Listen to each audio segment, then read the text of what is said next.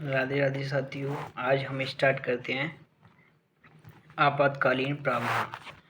तो आपातकालीन की स्थिति से प्रभावशाली ढंग से निपटने के लिए भारतीय संविधान के राष्ट्रपति के लिए बेहद आपातकालीन प्रावधान की व्यवस्था है, जो कि इन प्रावधानों को संविधान के शामिल करने के उद्देश्य हैं, जो कि देश की संप्रभुता, एकता, अखंडता और सुरक्षा को बनाए और संविधान की देश के लोकतांत्रिक ढांचे को सुरक्षा प्रदान करता है।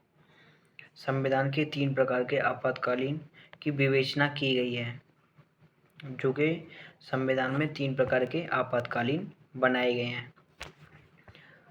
3 प्रकार। नंबर पहला राष्ट्रीय आपातकाल, दूसरा राज्य का आपातकाल, जो कि जिसे राष्ट्रपति शासन भी बोलते हैं, तीसरा वृत्तीय आपातकाल।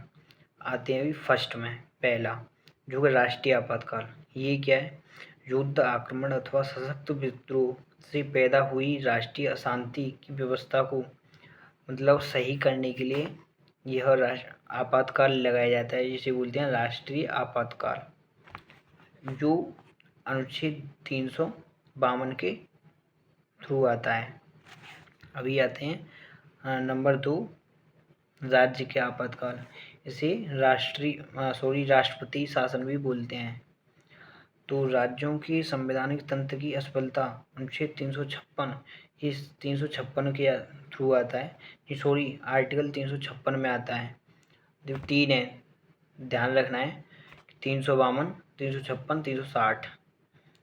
पहला क्या बोलते हैं, राष्ट्रीय आपातकाल, दूसरा राष्ट्रपति शासन या राज्य का आपातकाल, और तीसरा वृत्तीय आपातकाल।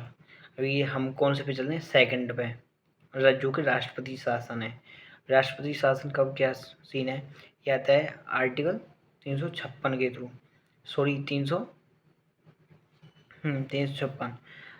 क्या बोलते हैं, राज्यों की संवैधानिक तंत्र की असफलता। अगर लग रहा है कि राष्ट्रपति को लग रहा है कि अपने देश की स्थिति कुछ ज़्यादा बिगड़ रही है, तो उस स्थिति में इसका प्रयोग किया जाता है। यह केंद्र के निर्देशों के अनुपालन करने में असफलता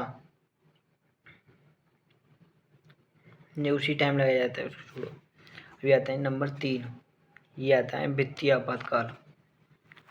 तो भारत की वित्तीय स्थिरता या प्रत्यय संकट में हो, वित्तीय आपातकाल जब लगता है, इसके बारे में आर्टिकल 360 में दिया गया है।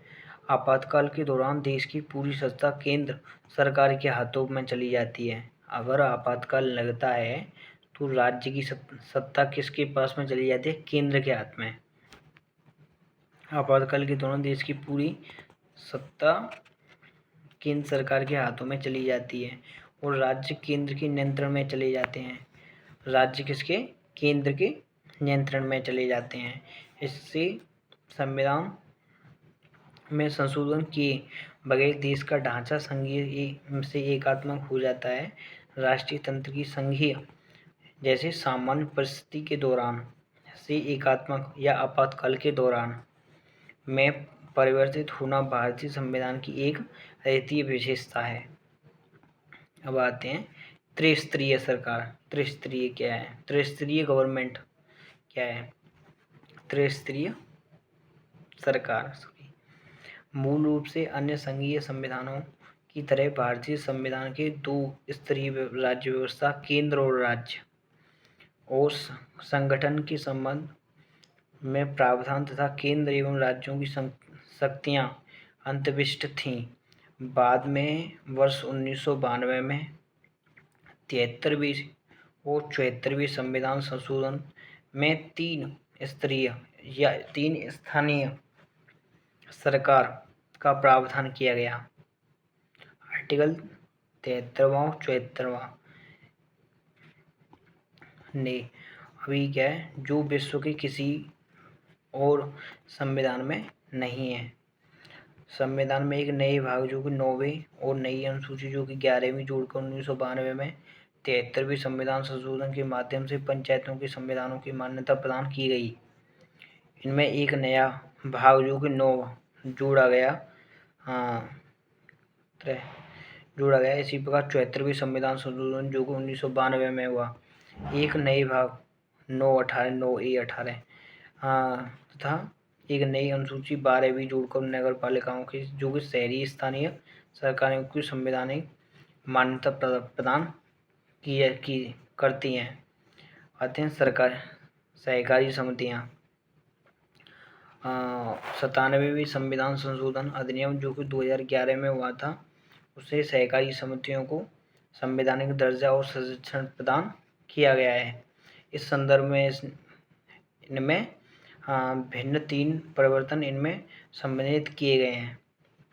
नंबर पहला, इसने सहकारी समितियां गठित करने का अधिकार मौलिक अधिकार बनाया गया जो कि आर्टिकल 19, और इसमें एक नया राज्य का नीति निर्देशक तत्व जोड़ा सहकारी समितियों के प्रोत्साहन देने के लिए आर्टिकल 43(ड).